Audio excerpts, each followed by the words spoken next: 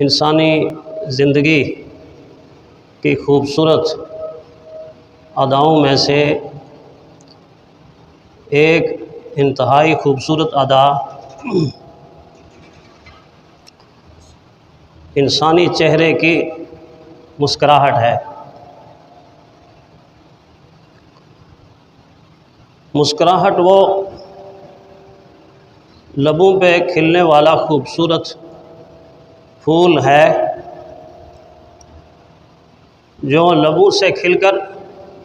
دوسرے انسان کے دلوں کے اندر جگہ بنا لیتا ہے، یا یوں کہہ دیجئے کہ مسکراہٹ وہ لبوں سے کھلنے والی کلی ہے جو لبوں سے چٹکتی ہے، لب کھلتے بھی ہیں اور لبوں کے ساتھ چہرہ کھلتا بھی ہے۔ مسکراہٹ وہ حسین ترین ادا ہے کہ جب یہ کسی انسان کے چہرے پر نمایاں ہوتی ہے تو بعض مرتبہ دشمن سے دشمن انسان کو بھی حقیقی دوست بنا دیتی ہے۔ یہ ایسی تازگی والا پھول ہے کہ جب یہ انسانی لبوں پہ کھلتا ہے، چہرے پہ نکھرتا ہے تو دلوں کے اندر کی نفرت، حقارت، حسد اور تنگ نظری کو محبت میں تبدیل کر دیتا ہے۔ یہ وہ خوبصورت ادا ہے کہ جس کو قرآن حکیم میں اللہ تعالیٰ نے جنتی لوگوں کی نشانی بتایا ہے۔ سورہ عبس میں فرمایا وجوہ یومئذ مسفرہ، وجوہ یومئذ مسفرہ، جنتی لوگوں کے چہرے تاباں ہوں گے، چمکتے دمکتے ہوں گے، روشن ہوں گے، اور ساتھ فرمایا ضاحکۃ مستبشرہ، ضاحکۃ مستبشرہ، ہنستے مسکراتے روشن چہرے ہوں گے۔ ایک حدیث میں پیارے پیغمبر صلی اللہ علیہ وسلم نے فرمایا جو دنیا میں اللہ کا ذکر زیادہ کرتے ہیں وہ قیامت کے دن ہنستے مسکراتے جنت میں داخل ہو جائیں۔ جب عام آدمی کی مسکراہٹ اتنی حسین ہے، اتنی خوبصورت ہے، اتنی بہترین ہے، تو پھر جب نبی آمنہ کے لال مسکراتے ہوں گے تو اس وقت خوبصورتی کا کیا عالم ہوگا، اس وقت خوبصورتی کا کیا عالم ہوگا۔ اس لیے کہ نبی کی مسکراہٹ عام آدمی کی مسکراہٹ سے بہت مختلف ہے۔ اللہ کا نبی جب مسکراتا ہے تو ساری کائنات مسکراتی ہے۔ حبیب کائنات جب مسکراتا ہے اللہ تعالیٰ کی بنائی ہوئی جنت جگمگ جگمگ کرنا شروع کر دیتی ہے، جگمگ جگمگ کرنا شروع کر دیتی ہے۔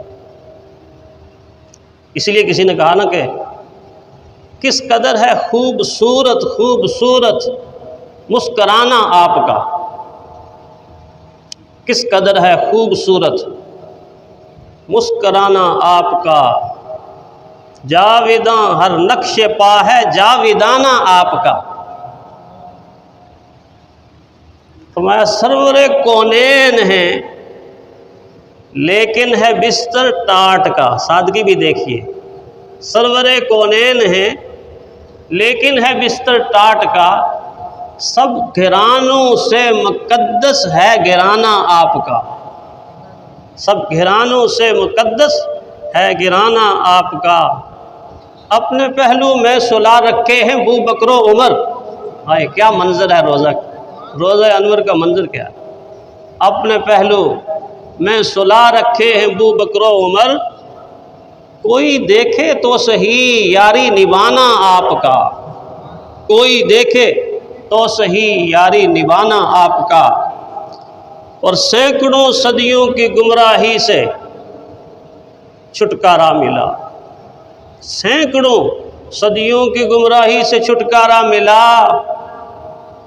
کتنا بابرکت ہے اس دنیا میں آنا آپ کا، کتنا بابرکت ہے اس دنیا میں آنا آپ کا۔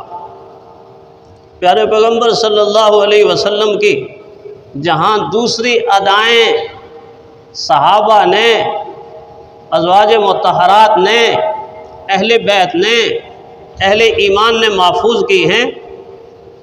وہاں حضور صلی اللہ علیہ وسلم کی خوبصورت مسکراہٹوں کو بھی محفوظ کر لیا۔ ایسی محفوظ کہ آپ کی سیرت کا ایک مکمل چیپٹر بن گیا، مکمل مضمون بن گیا، مکمل عنوان بن گیا۔ ایک عالم ہیں مولانا عبد الشکور شیخ پوری، انہوں نے رحمت کائنات صلی اللہ علیہ وسلم کی زندگی کی تمام تر مسکراہٹوں کو ایک کتاب میں تشکیل دے دی اور نام رکھا رسول اللہ صلی اللہ علیہ وسلم کی مسکراہٹیں، یا یوں کہیں کہ نبوی مسکراہٹیں، یا یوں کہیں کہ رحمت عالم صلی اللہ علیہ وسلم کی مسکراہٹوں کا گلدستہ۔ اگر اس ماہ مبارک کے حوالے سے کم از کم ہم ارادہ کریں کہ حضور صلی اللہ علیہ وسلم کی ذات کی چند اداؤں میں سے کچھ ادائیں ہماری زندگی میں آ جائیں تو پھر بھی ہم کامیاب۔ امی عائشہ صدیقہ رضی اللہ تعالی عنہا میرے آپ کے لیے بڑی کام کی بات، نسل انسانی کے لیے بڑی کام کی بات فرماتی ہیں رحمت کائنات صلی اللہ علیہ وسلم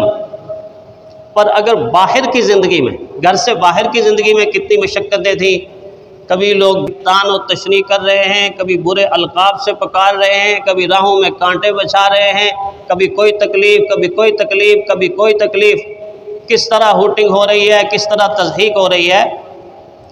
فرمایا باہر کی زندگی میں اگر رسول اللہ صلی اللہ علیہ وسلم پر غم کے پہاڑ کیوں نہ ٹوٹ چکے ہوں، لیکن رسول اللہ صلی اللہ علیہ وسلم جب باہر سے حجر مبارک میں تشریف لاتے تھے تو رحمت کائنات صلی اللہ علیہ وسلم جو ہی حجرے کے اندر قدم رکھتے تھے، السلام علیکم ورحمۃ اللہ کہتے تھے تو ایک خوبصورت مسکراہٹ چہرہ انور پر چھا جاتی تھی۔ امی عائشہ صدیقہ رضی اللہ تعالیٰ عنہ فرماتے ہیں اتنی گہری مسکراہٹ کہ بعض مرتبہ دانت مبارک نظر آتے اور مبارک دانتوں سے نور کی روشنی کی کرن پورے گھر میں پھیل جاتی اور فرماتی ہیں کہ اتنی روشنی ہوتی کہ اگر میری سوئی کہیں گم ہو جاتی تو اس روشنی میں سوئی بھی تلاش کر لیتی۔ اتنا نور، اتنی روشنی پیارے پیغمبر صلی اللہ علیہ وسلم کے دندان مبارک سے پھوٹ کے نکلتی تھی۔ کس قدر حسین مسکراہٹ ہو۔